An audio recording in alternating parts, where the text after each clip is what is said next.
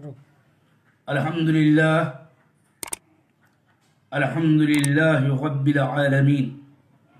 والصلاة والسلام على عبد الله ورسوله محمد وعلى آله وصحبه أجمعين ومن تبعهم بإحسان إلى يوم الدين أما بعد. الحمدللہ درس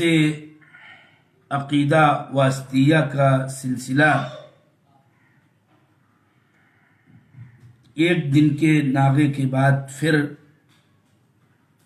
شروع کیا جا رہا ہے. میں اپنے سامعین سے ادب و احترام کے ساتھ گزارش کرنا چاہتا ہوں کہ یہ اہم ترین درس عقیدہ بتوجہ سماعت فرمائیں. اللہ ہم کو آپ کو سب کو توفیق عطا کرے.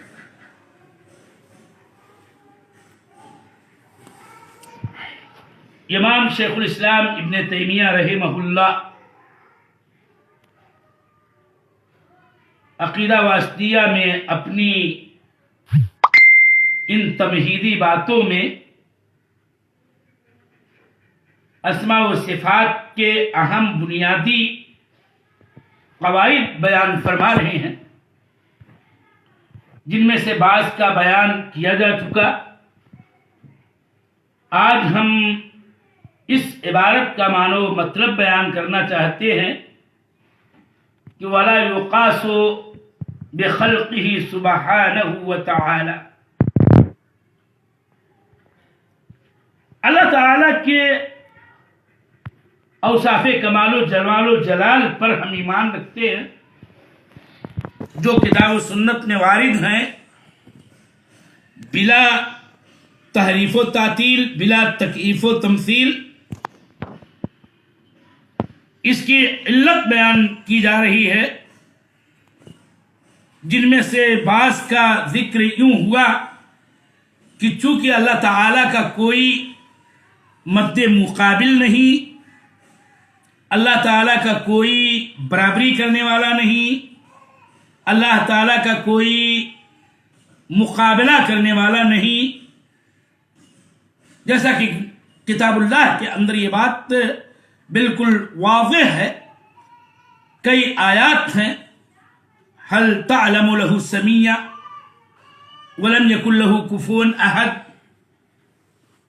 فلا تجعلوا للہ اندادا وانتم تعلمون.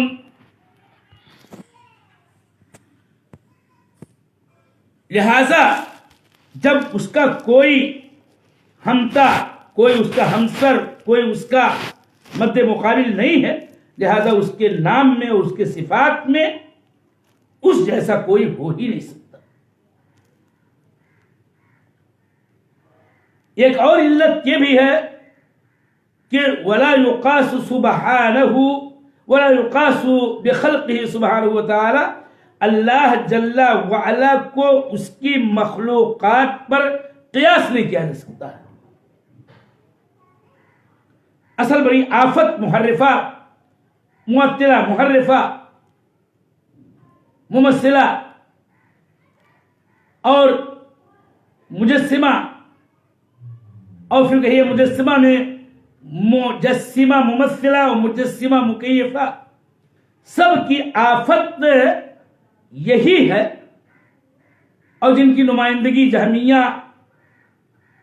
معتزلہ، رافضہ، شیعہ اور دیگر اہل مقالات جو ہیں ان کی یہ ہے کہ وہ اللہ سبحانہ و تعالی کو اس کے اسماء و صفات میں اس کی مخلوق پر قیاس کرتے ہیں. اور یوں امام ابن تیمیہ علیہ الرحمہ یہی بیان کرنا چاہتے ہیں کہ ہمارے سنت والجماعت، فرقہ ناجیہ، اہل الحدیث، سلفی اللہ تعالی کی صفات پر لا یقاس بخلقہ کے قاعدے پر کہ اللہ کو مخلوق پر نہیں قیاس کیا جا سکتا ہے کے قاعدے پر ہم ایمان رکھتے ہیں. اور یہ بات یاد رہے کہ قیاس کا مطلب یہ ہے کہ کسی ایک چیز کو دوسری پر، ایک فرع کو اس کے اصل پر، یا ایک نوع کو اس کے جنس پر، ایک جزوی کو اس کے کلی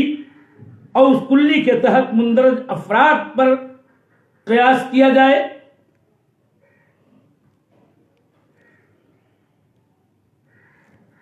قیاس کی بنیادی طور پر دو شکلیں ہیں، دو صورتیں ہیں. ایک تو اصولیوں کے نزدیک استعمال کی جاتی ہے قیاس، جس کو قیاس تمثیل کہا جاتا ہے. قیاس تمثیل کا معنی و مطلب یہ ہے کہ کسی فرع کو اس کی اصل پر قیاس کرتے ہوئے فرع پر وہی حکم لگایا جائے جو اصل کا ہے، کہ دونوں کے اندر یعنی فرع اور اصل کے اندر حکم کی علت کے اندر جامعیت پائی جاتی ہے.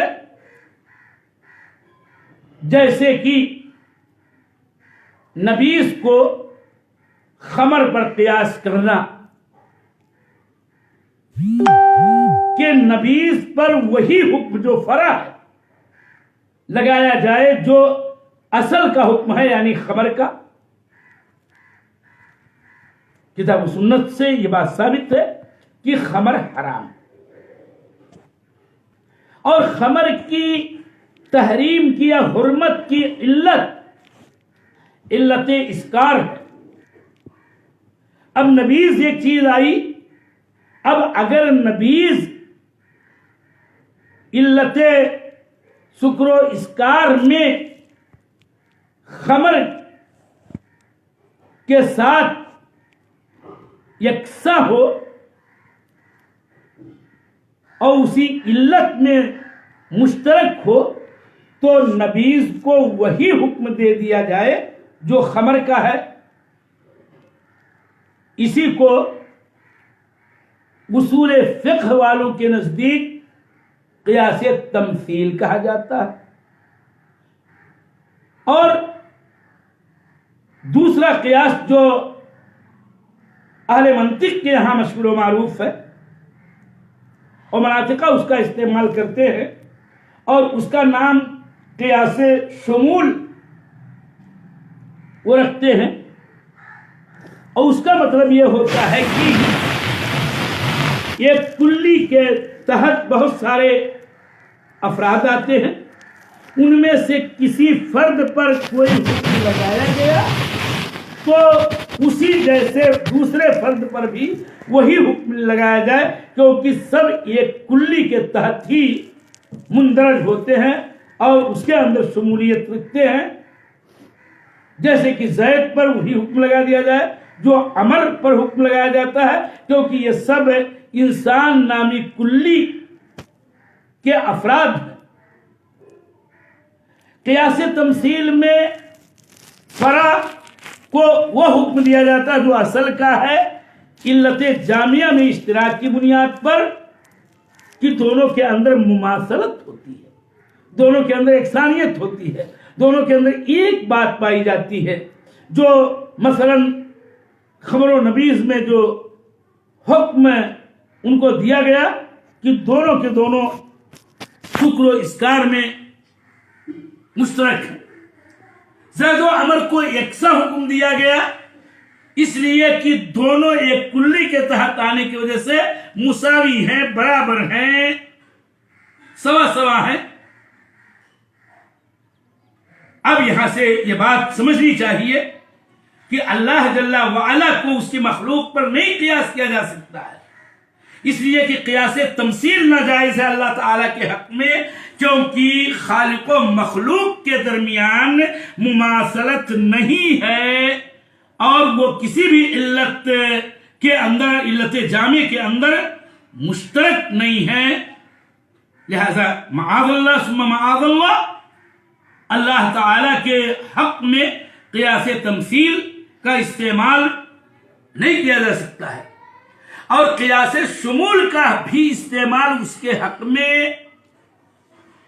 قطعی طور پر ناجائز ہے بلکہ حرام ہے، اس لیے کہ قیاس شمول کے اندر اس کے افراد میں چونکہ مساوات ہوتی ہے، وہ سوا سوا برابر ہوتے ہیں، اس لیے دونوں کو ایک حکم دے دیا جاتا ہے، اور خالق و مخلوق کے اندر معاذ اللہ مساوات کا، برابری کا سوال ہی نہیں پیدا ہو سکتا ہے، لہذا اللہ تعالیٰ کے حق میں قیاس شمول نہیں استعمال ہو سکتا ہے۔ اور اسی لیے اس بات صفات کے بارے میں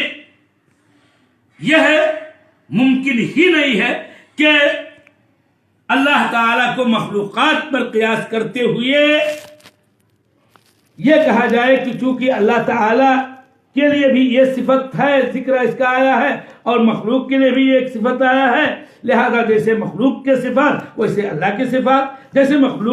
اللہ کے صفات ویسے ہی مخلوق کے صفات، نہیں، جائز ہی نہیں ہے، بلکہ لیسا کمثلہ شیء،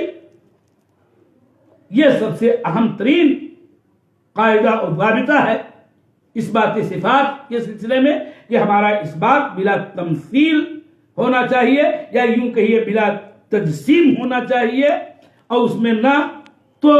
تکییف والی بات آنی چاہیے اور نہ تمثیل والی بات آنی چاہیے، اس لیے کہ اللہ تعالیٰ اور خالق و مخلوق کو ایک دوسرے پر قیاس ہرگز نہیں کیا جا سکتا۔ یہاں پر ایک نکتہ اہل علم یہ بیان کرتے ہیں کہ اللہ تعالیٰ کے حق میں بات لفظوں کی ہے کہ اگر بات قیاس ہی کی کرو تو پھر قیاس کی ایک شکل جس کو قیاس اولا اور قیاس الاولویہ کہا جاتا ہے اس کا استعمال جائز ہے، اور اس کا معنی و مطلب وہی ہے جو اللہ جل وعلا نے اپنے حق میں کہا وَلِلَّهِ الْمَثَلُ الْأَعْلَى، کہ اللہ تعالیٰ کے لیے مثل اعلیٰ، اور جس کو اگر ضد ہی ہے کہ قیاس کہا جائے تو اس کو قیاس اولا یا قیاس الاولویہ کہا جائے گا، بہتری والی، سب سے افضل، سب سے احق ترین قیاس، اور اس کا مطلب یہ ہے کہ ایک صفت جو اللہ تعالی کے لیے اصلاً ثابت ہے، اس کی جنس ثابت ہے، اس کی نوع ثابت ہے، اور انسان کے لیے بھی اشتراک لفظی کے اعتبار سے وہ چیز ثابت ہے، اور اس میں انسان میں وہ صفت بین المخلوق کمال کا سبب ہوتا ہے، تو اگر وہ صفت ایسی ہے جس سے اللہ تعالیٰ کا متصف ہونا درست ہے کتاب و سنت کی روشنی میں، تو وہاں پر یہ کہا جائے گا کہ اللہ تعالیٰ اس صفت کا بدرجہ اولا مستحق ہے۔ مثلا مخلوقات کے درمیان، انسانوں کے درمیان علم ایک ایسی صفت ہے جو جس میں پائی جائے اس شخص کے مقابل میں جس میں وہ علم والی صفت نہ پائی جائے، جس میں پائی جائے اس کو کامل کہا جائے گا، اس کے مقابل میں جس میں نہیں پائی جاتی ہے۔ زید اور عمر دو شخص ہیں، زید عالم ہے، عمر عالم نہیں ہے، تو یہاں پر یہ کہنا بالکل درست ہے کہ زید جو ہے وہ عمر سے زیادہ کمال اپنے اندر رکھتا ہے، بہی طور کہ اس کے اندر علم کی صفت پائی جاتی ہے۔ تو جب مخلوق کے اندر علم باعث کمال صفت ہے تو یہاں پر اور علم وہ صفت ہے کہ جس سے اللہ تعالیٰ کا متصف ہونا بالکل درست ہے، بلکہ اس کے دلائل موجود ہے کہ اللہ تعالیٰ صفت علم سے متصف ہے، اور یہ علم کی صفت کمال ہے، لہذا یہاں پر یہ کہا جائے گا کہ مخلوق کے مقابل میں اللہ تعالی صفت علم کا بدرجہ اولا مستحق ہے، اس لیے کہ وہی واہب کمال ہے، وہی اس صفت کمال کا عطا کرنے والا ہے، اور واہب کمال اس کمال کا زیادہ مستحق ہوتا ہے دوسروں کے مقابل میں۔ تو یہ خلاصہ ہے کہ یوں تو اللہ تعالیٰ کے حق میں قیاس کا استعمال جو لوگ جانتے ہیں اور جو لوگ قیاس استعمال کیا کرتے ہیں، مثلا قیاس تمثیل یا قیاس شمول، اللہ تعالیٰ کے ساتھ اس کی صفات سب کچھ اس سے بری ہیں۔ پھر شروع سے وَمِنَ الْإِيمَانِ بِاللَّهِ الْإِيمَانُ بِمَا وَصَفَ بِهِ نَفْسَهُ سے لے کر کے اب تک جس قدر قاعدے ذکر کیے گئے، اور اس میں بنیادی بات یہ کہ اللہ تعالیٰ ہی کے بیان کردہ صفت پر ہم ایمان رکھیں گے، یا اس کے رسول صلی اللہ علیہ وسلم کی بیان کردہ صفت پر جو انہوں نے اللہ تعالیٰ کی بیان کی ہے اسی پر ہم ایمان رکھیں گے۔ اس کی تو علت بیان ہوئی، اس کے بعد حافظ ابن تیمیہ اس کی دلیل دے رہے ہیں۔ کیوں؟ اللہ تعالیٰ ہی کی صفت جو اس نے بیان کی اپنی کتاب میں، اللہ کے رسول صلی اللہ علیہ وسلم کی بیان کردہ صفت جو انہوں نے اپنے کلام، اپنے احادیث اور اپنے اقوال میں بیان کیا، انہی دونوں ہی پر کیوں اکتفا کیا جائے گا اور ان سے تجاوز نہیں کیا جائے گا؟ یا امام ابن حنبل نے جیسے کہ خلاصے کے طور پر کہا کہ لا یوصف اللہ الا بما وصف به نفسه او وصفه به رسوله لا نتجاوز القرآن والحدیث، اس کی دلیل یہاں سے شروع ہو رہی ہے، جس کو حافظ ابن تیمیہ یوں فرما رہے ہیں کہ لأنه عالم بنفسه وبغیره، اور اس کے بعد پوری عبارت کہ تھوڑی دیر کے بعد ثم رسله صادقون مصدوقون الى آخرہ، جس کو میں بطور ملخص یہ ذہن میں آپ کے بٹھانا چاہتا ہوں کہ حافظ ابن تیمیہ نے اس کی دلیل یہ دی ہے کہ اللہ تعالیٰ اپنے بارے میں زیادہ جانتا ہے، نہ ہی کہ اپنے بارے میں بلکہ اپنے علاوہ ساری مخلوقات کے بارے میں سب سے زیادہ علم اسی کے پاس ہے، لہٰذا اسی کو یہ حق ہے کہ وہ اپنی صفات جو اس نے بیان کی ہے وہ اس کا بیان کرنا یہی سچ ہے اور اسی میں حسن ہے، اور اس لیے اللہ تعالیٰ کی خود کی بیان کردہ صفتوں پر ہمت رہے، اور اس کے رسول جو ہوتے ہیں وہ سچے ہوتے ہیں، ان کی سچائیوں میں اللہ تعالیٰ کی طرف سے تصدیق کی جاتی ہے، اور مؤید من اللہ ہوتے ہیں، ان کی طرف اللہ کی جانب سے وحی آتی ہے، لہذا رسول اللہ کے بارے میں تمام مخلوقات میں سب سے زیادہ جانتے ہیں، اور وہ جانتے ہیں جو اللہ تعالیٰ نے ان کو علم عطا کیا ہوتا ہے، لہذا قرآن و حدیث پر ہی اکتفا کیا جائے گا اس بات کے اسماء و صفات کے باب میں۔ اسی بات کو کل جیسا کہ شیخ الاسلام ابن تیمیہ نے خود بیان کیا رحمہ اللہ، اسی ترتیب کے ساتھ اور انہی کے لفظوں میں بیان کیا جائے گا، شرح و وضاحت کے ساتھ۔ اللہ تعالیٰ سے توفیق کی میں دعا مانگتا ہوں، اور اللہ تعالیٰ سے یہ دعا کرتا ہوں کہ اللہ تعالیٰ میری ان باتوں سے بہر مجھ کو اور میرے محترم سامعین کو فائدہ پہنچائے۔ والسلام علیکم ورحمۃ اللہ۔